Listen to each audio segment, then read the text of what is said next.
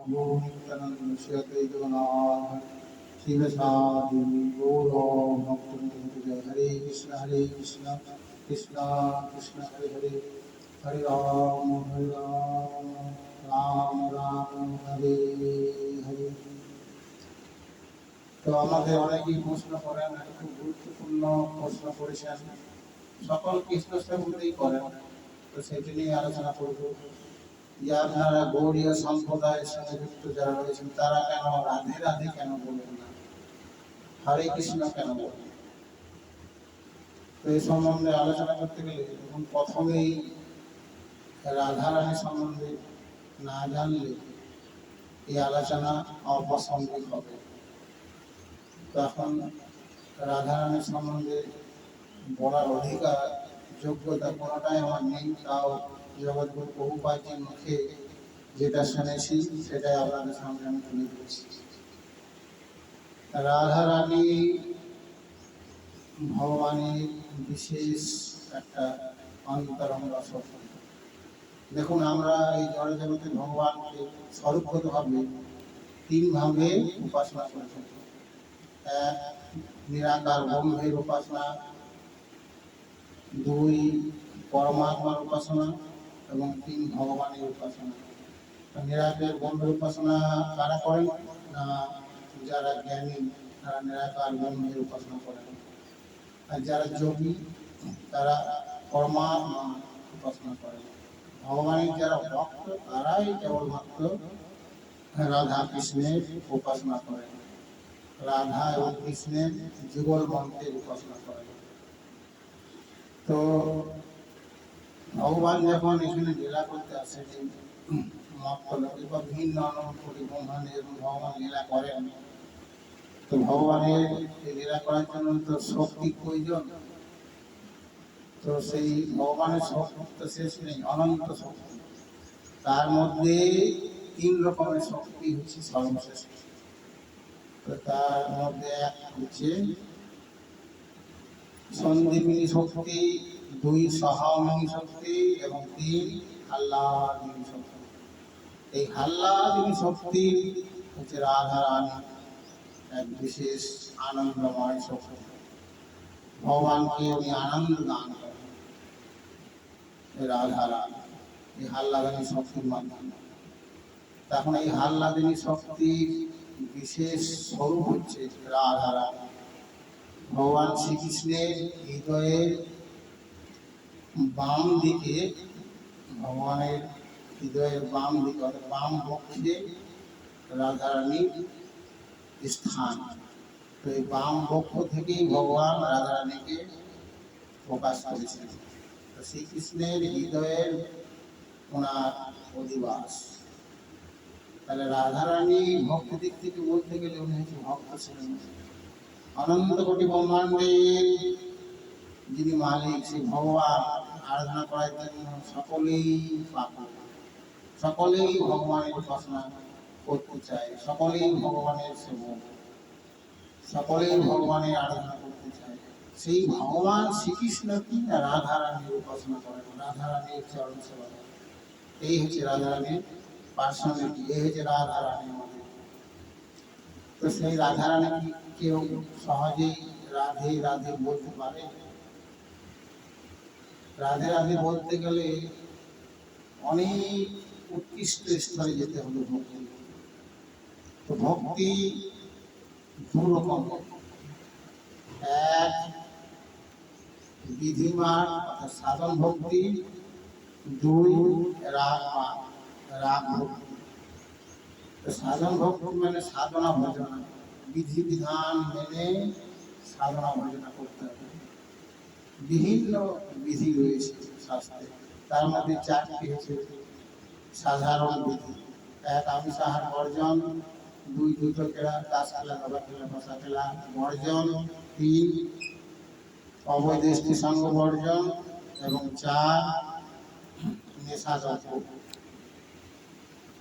সম্পূর্ণরূপে এই চারটি বর্জন করে ভগবানের ভক্তি যাজন অর্থাৎ নাম জপ শুরু করতে বিধান শাস্ত্রে দিয়েছে। এখন গৌরাঙ্গ মহাপ্রভু আপনারা সকলেই জানেন, ওনার কথা সকলেই হয়তো শুনেছেন। মহাপ্রভুকে জানেন এমন কোনো শ্রীকৃষ্ণ সেবক নেই। উনি কোনো সাধারণ মহাপুরুষ নয়, উনি সাক্ষাৎ শ্রীকৃষ্ণ। তো উনি ভক্তি জাগরণ করে দেখিয়ে গেলেন যে কিভাবে ভক্তি জাগরণ করতে হয়। তো উনি কি দেখালেন না, উনি দেখালেন রাধা কৃষ্ণের উপাসনা মাতা গোপীরা যেভাবে করেছিলেন, সর্বোপরি রাধা রানী যেভাবে করেন, সেই ভাবকে উনি প্রকাশ করে দেখিয়ে দিলেন যে আমাদের সবারই উদ্দেশ্য কৃষ্ণকে অর্জন করা, এবং সেটা অবশ্যই মাতা গোপীদের মতো, সেটাই কিন্তু মহাপ্রভু দেখালেন। তাহলে এখন সাধন মার্গে আমরা যদি অতিক্রান্ত করতে না পারি, সাধন মার্গে যদি প্রবেশ করতে না পারি, সাধন মার্গে প্রবেশ না করে, ভক্তি জাগরণ না করে আমরা যদি শুদ্ধ ভক্ত না হতে পারি, শুদ্ধ ভক্তের পর মহা ভাবের স্তরে যদি যেতে না পারি, সর্বোপরি যদি আমরা অতি উৎকৃষ্ট স্তরের ভগবানের সেবক না হতে পারি, তাহলে আমরা রাগ মার্গে যাবো কি করে? তাহলে সাধন মার্গে সিদ্ধি লাভ না হলে রাগ মার্গে প্রবেশ করা যায় না। তাহলে রাগ মার্গে প্রবেশ না করে আমরা কিভাবে রাধা রানীকে জানতে পারবো, তাকে উপাসনা করা বা তাকে ডাকা তো বহু দূরে। তাই প্রাথমিক অবস্থায় কখনোই রাধে রাধে বলা যাবে না। তাই মহাপ্রভু আমাদের শিক্ষা দিলেন, মহামন্ত্র করার বিধান দিলেন। হরে কৃষ্ণ কৃষ্ণ কৃষ্ণ হরে হরে, হরে রাম রাম রাম হরে হরে, এই মহামন্ত্র বিধান দিলেন। হরে কৃষ্ণ, হরে শব্দের কি অর্থ? হরে অর্থে ভগবানের আহ্লাদিনী শক্তি রাধা রানী। হরে কৃষ্ণ মানে হচ্ছে রাধে কৃষ্ণ।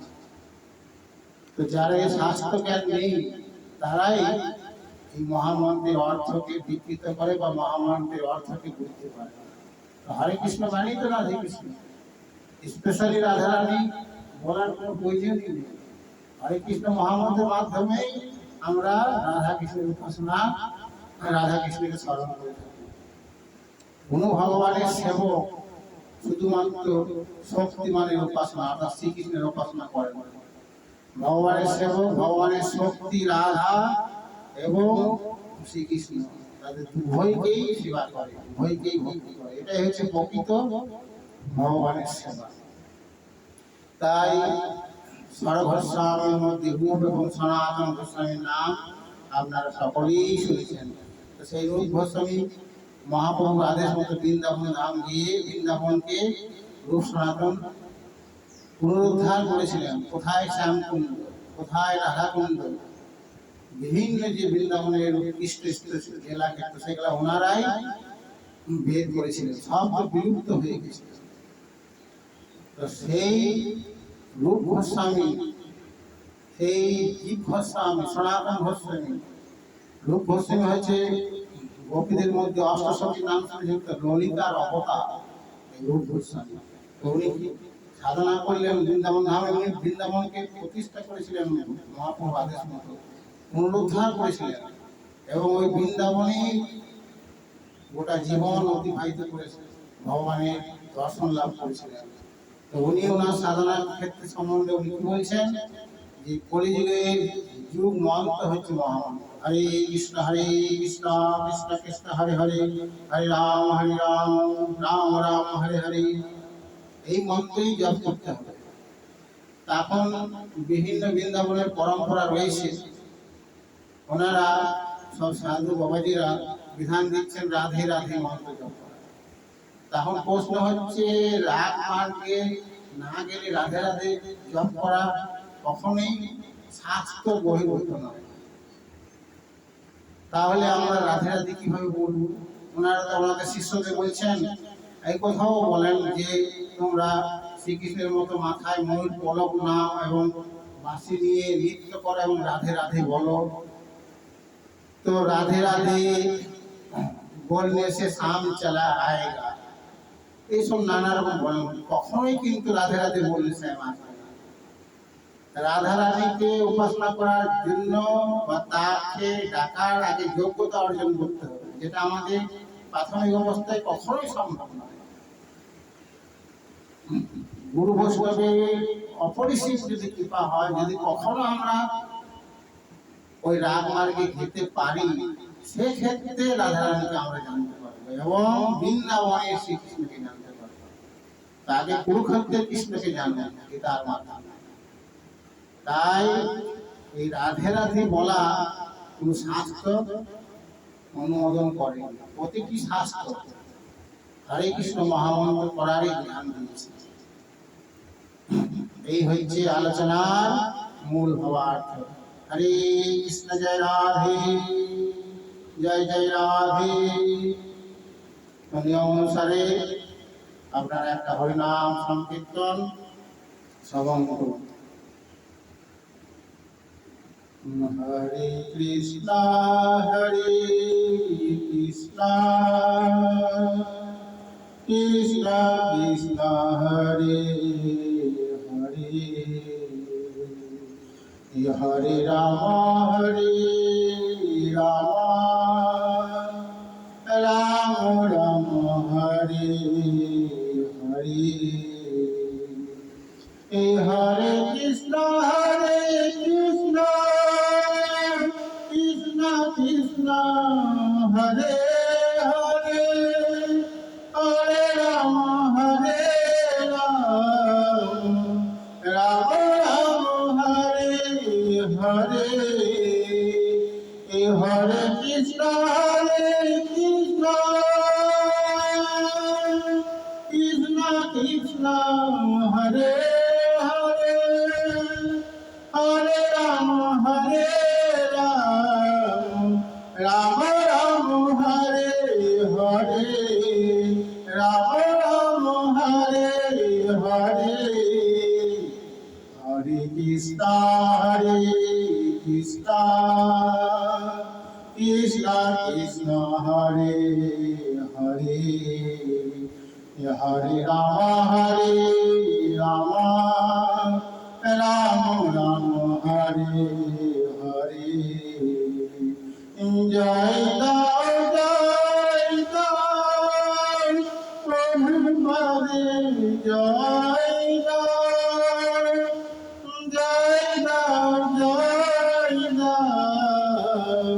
মহাপ্রভু জয় জয়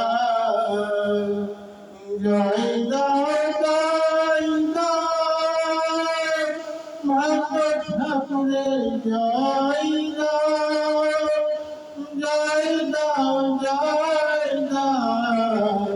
মহামন্ত্রে জয়